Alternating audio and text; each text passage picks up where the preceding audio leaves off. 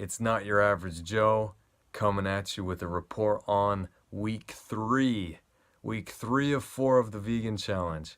And I am proud to report that I was able to make it through eating 100% vegan. That means no dairy, no meat. I didn't really have much of a problem eating meat, but the dairy was what got me. But this time, I was able to find good substitutes and some great ways to eat a nutritious meal without having any dairy or meat. And as I ate my seitan stir fry and my meat crumbles in my spaghetti, I thought of this article that I came across some time ago in Wired magazine. I found it on their website, and I'll link it below. And it was a experience that Alton Brown from the Food Network had in touring a facility that produced artificial chicken or fake meat, or Beyond Meat would be the actual name of the company. He met up with the founders and had a very interesting experience, and he told pretty much everything in this article.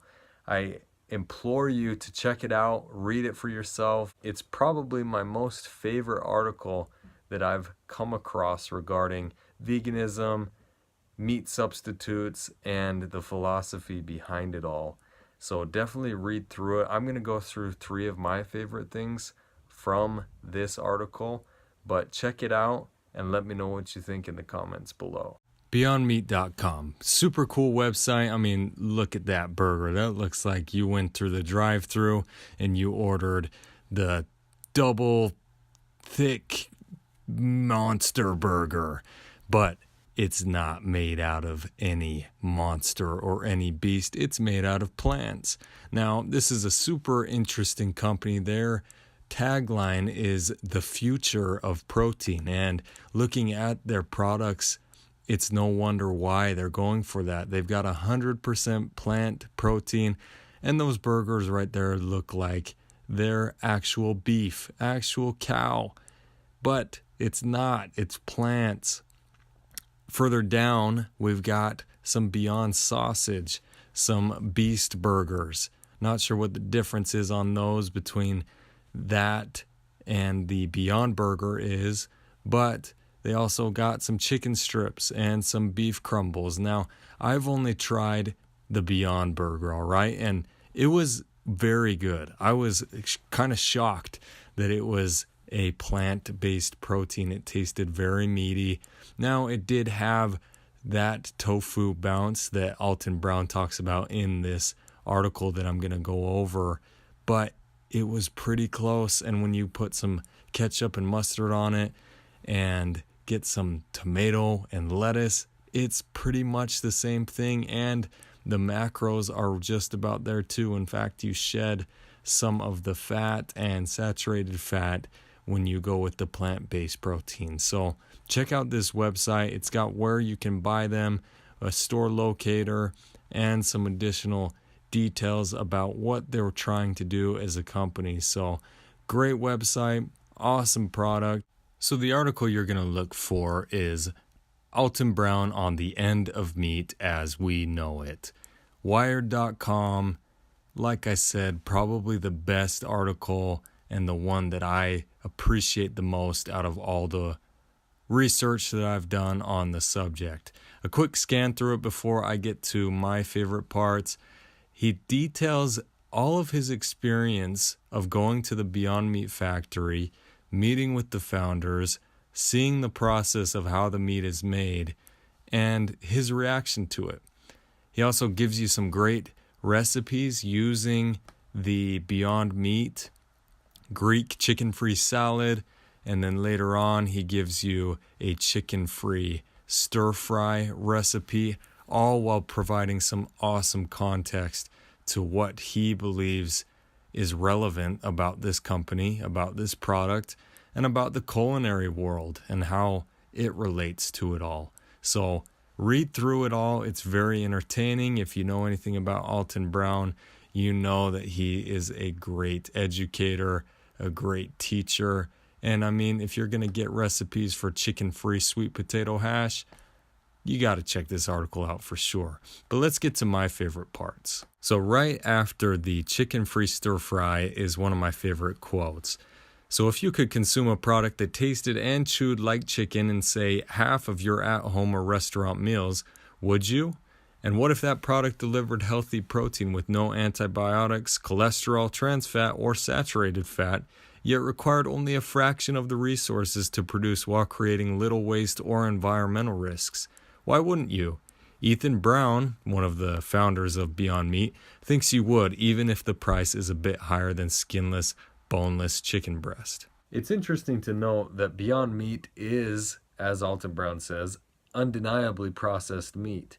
But I don't want to focus so much on that aspect of this quote as I do on the fact that Alton Brown is the perfect target market for this product. Somebody like me is somebody who's a great target for this product. Somebody who's not ready to give up meat entirely, but is looking for some alternatives, some better solutions, some things that don't come with all the downsides of consuming factory farmed meat.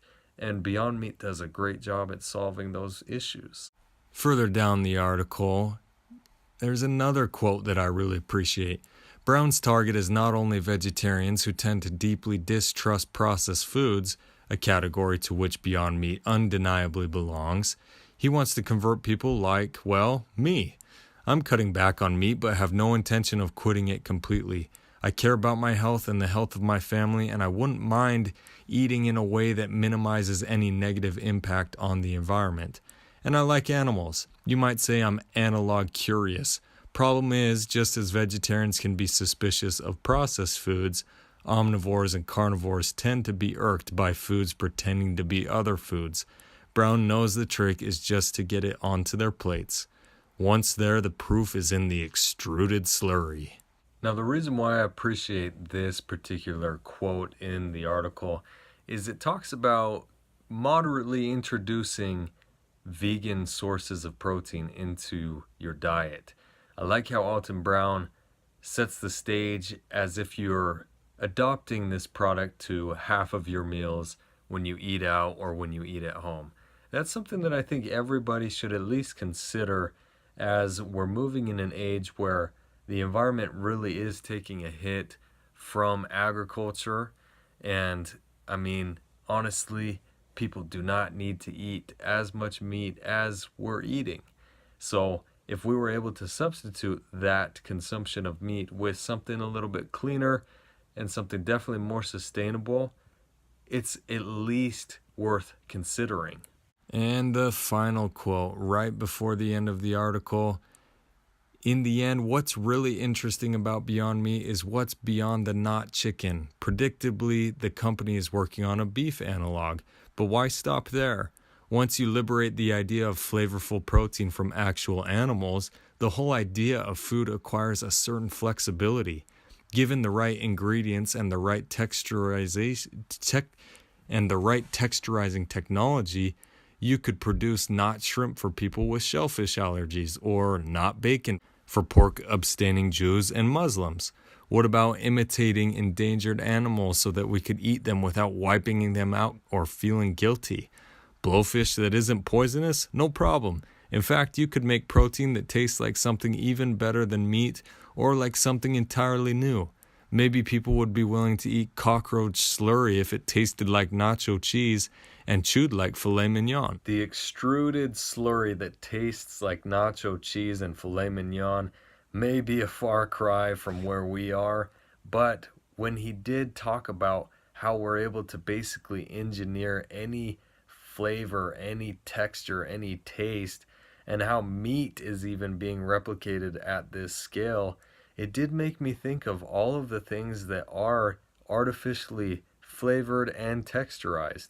I thought of my protein shakes. I can go get 50 grams of proteins and 4 grams of carbs and like 2 grams of fat that tastes like a chocolate milkshake. We have technology on our side to utilize and to make some great substitutions that could perhaps be better for us. Going back to the protein shakes, whey protein is very bioavailable to the human body, and we've been able to construct a great product. Now, whey protein isn't vegan, but it is vegetarian.